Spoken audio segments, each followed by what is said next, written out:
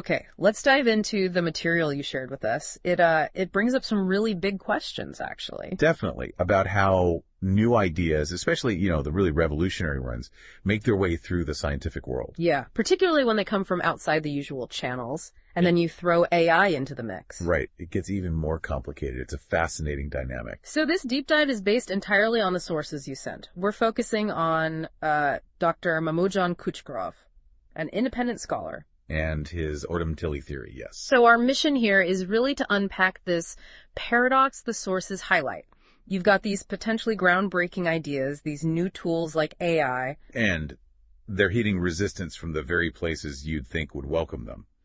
The institutions meant to foster progress. Exactly. It's quite the setup. Okay, let's unpack this. It's a compelling situation for sure. It forces us to look at, the system itself, how knowledge gets validated, how it spreads. Absolutely. So first up, let's get a handle on Dr. Kuchkarov and this Odam Tili theory, based on what's in the material. So he has a PhD, but it's in physics and mathematics, not linguistics. Right, and sources really emphasize that he's an independent researcher. No formal ties to a linguistics department or university in that field. That independence seems key to the whole story presented here. Absolutely central. The sources stress, over 2 decades? Dedicated to this research, completely outside the usual academic structures. 20 years. Wow. And funding it himself, it sounds like. Mm-hmm. And this theory, Odam Tili, the sources describe it as pretty groundbreaking, a new way to understand how language naturally evolved. And they mention it has an empirical foundation. It's based on data, on observation. Right. Though it's worth noting, the sources focus more on the journey of the theory, the system stuff. But less on the nitty-gritty linguistic details of the theory itself. Yeah. It seems the theory acts more as the catalyst in the story the sources tell. Exactly. And the significance, as presented, seems to lie partly in his interdisciplinary approach, bringing physics, mathematics, that kind of thinking into linguistics. Which is often where breakthroughs happen, right? At those intersections between fields. Precisely. Challenging the existing paradigms. The sources make the point that, that's essential for innovation, pushing boundaries. But pushing boundaries, especially when you're an outsider, the sources make it very clear that's not exactly a walk in the park. Not at all. Here's where it gets really interesting. These systemic walls Dr. Kuchkarov apparently ran into. Yeah, the material details barriers that seem to go way beyond just, intellectual disagreement.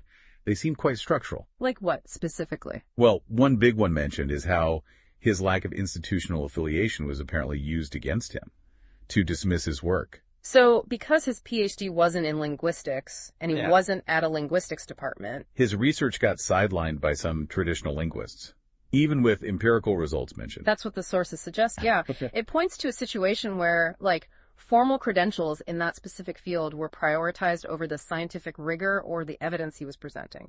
Sort of a gatekeeping mechanism. Okay, I see. And linked to that, obviously, is the money issue, the financial constraints. Right. No institution means no access to the usual grants, conference funding, publishing fee waivers. Yeah. All that stuff the sources touch on. And apparently keeping that independence was a very conscious choice, but it came at a high price. A significant personal cost, the sources say. He reportedly passed up a career in physics, even opportunities with NATO support. He did, according to the material, specifically to keep his academic freedom for this linguistic research. That's quite something, funding it all through personal labor for over 20 years. The sources even mention him living without official documentation sometimes, just to maintain that autonomy. Wow. That level of sacrifice, it really underscores his dedication. And, that freedom probably did allow him to explore ideas that maybe wouldn't fly in a more rigid setting. But the downside, which the sources clearly point out, is the isolation, cut off from those formal academic networks you usually need for, peer review, getting the word out. Mm-hmm. Absolutely. And then there's the resistance to the Odam Tili theory itself. Just because it challenges the existing assumptions in linguistics. Well, the sources frame it as more than just intellectual debate. They suggest it reflects some entrenched power dynamics.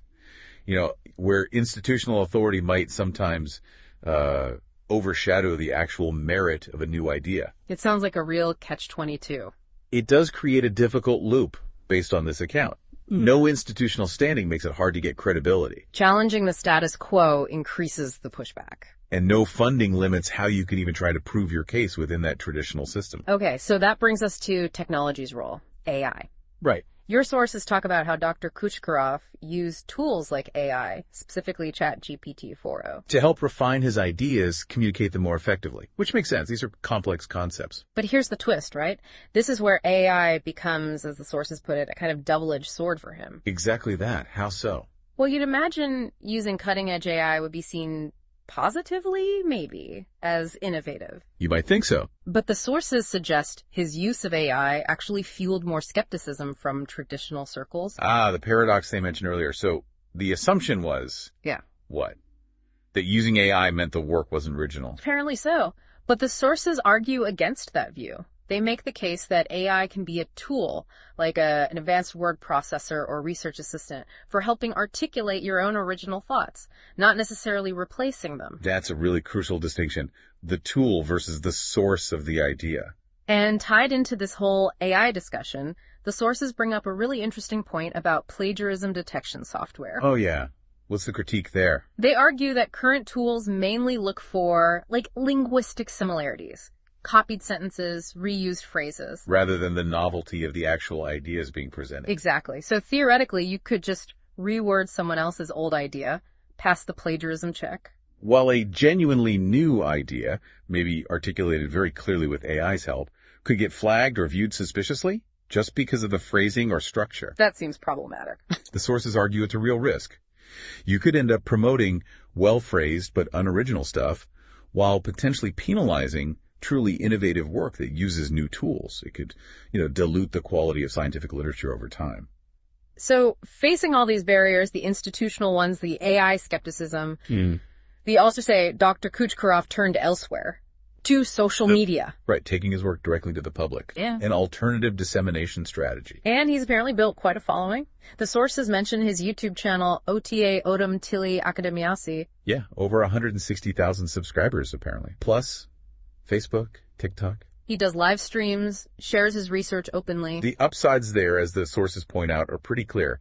Massive reach, direct access, bypassing the traditional gatekeepers entirely. Democratizing access, essentially. Definitely, connecting straight with a global audience interested in his ideas. But the sources are also quick to point out the limitations, the downsides to this route. The big one being the lack of that formal, rigorous peer review you get, or are supposed to get, in traditional academic publishing. Right. Which, the sources argue, makes it harder to establish scientific credibility in the eyes of the mainstream academic community. That formal stamp of approval is missing. And there's another major risk highlighted, intellectual property. Yes. Yeah. Because he's sharing everything so freely online. The sources state his ideas have actually been plagiarized, reportedly by scholars who do have institutional positions who took his work without giving credit. Oof. That's rough. So, social media gives you the reach and the freedom. But you lose that traditional validation and you're more vulnerable to intellectual theft. It's a different kind of challenge. So, if we connect this to the bigger picture, I think the sources are really using Dr. Kuchkarov's story as more than just, one person's struggle. Right. They present it as kind of emblematic of wider issues in science. Exactly. Like a case study that shines a light on potential cracks in how the scientific community evaluates and incorporates new ideas, especially unconventional ones, and new tools. So this isn't just about linguistics. It could apply anywhere. That seems to be the argument. And based on this case, the sources propose some concrete reforms. Policy changes aimed at nurturing genuine innovation. Like what? Well, one key thing is rethinking plagiarism detection. Shifting the focus towards the originality of the core idea, not just the surface-level wording. Okay, that could address the issue we talked about earlier. Another is developing more nuanced policies around AI and research, recognizing it can be a legitimate tool for articulating original thought. And figuring out how to distinguish that from just, generating generic content. Right. And finally, the sources really push for creating better support systems for independent scholars. Like Dr. Kuchkarov. No. Because they're described as these crucial idea generators, right? Often thinking outside the box, precisely because they're outside the main structures. Yeah, the sources see them as vital for progress. They suggest things like maybe specific grants for independent researchers, promoting open access journals that judge work on merit, not just affiliation. Or maybe creating platforms specifically for interdisciplinary work where the idea itself is the focus. Exactly. Platforms that prioritize the contribution over the credentials, essentially. So what does this all mean for you listening? Well, I think the point is these kinds of systemic issues, the resistance, the complexities with new tech like AI, the limits of the current structures that could potentially affect breakthroughs in any field. Yeah, understanding these barriers, how they work, how they intersect, it seems pretty crucial for anyone trying to navigate information today, especially with so much out there. It really highlights this fundamental tension, doesn't it, between the power of new ideas and new tools. And the inertia, the established ways of doing things, the systems for validating knowledge. It's a constant push and pull. The tension that's clearly shaping how science and knowledge move forward right now. Absolutely. And it leaves us, I think, with a pretty provocative thought, building right on that conclusion from the sources about supporting these idea generators. Well, what actually happens to scientific progress, to societal progress even, if we fail to create systems that can recognize and truly support innovative thinking, no matter where it comes from, or, what tools are used to express it. That's definitely something to chew on as you encounter the next big idea or the next new technology.